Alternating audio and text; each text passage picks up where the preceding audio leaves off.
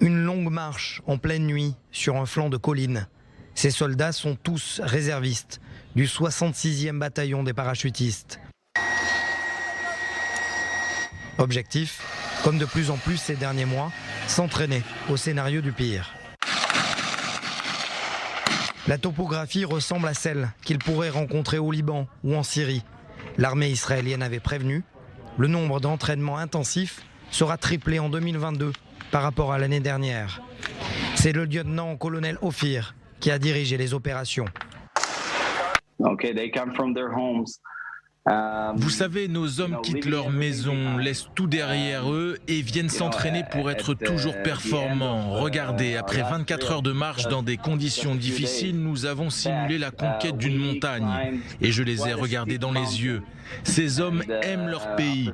Je puise ma force en les voyant agir. De savoir que dans ce secteur si plaisant, il faut savoir se défendre au mieux. Nous avons besoin des meilleurs pour cela.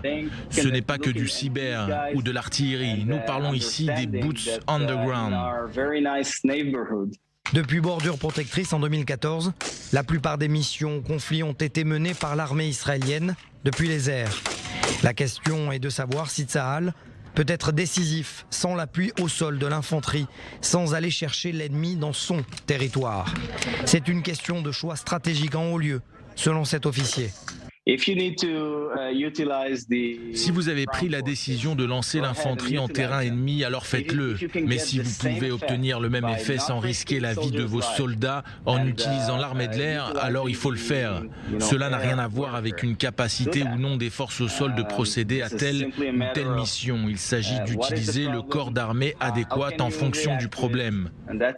Que ce soit d'ailleurs sur ces images sur un terrain de guerre traditionnel ou sous forme de guérilla urbaine. Être prêt et surtout plus décisif le moment venu face à un ennemi, principalement le Hezbollah, qui n'a jamais cessé de combattre ces dernières années aux quatre coins du Proche-Orient.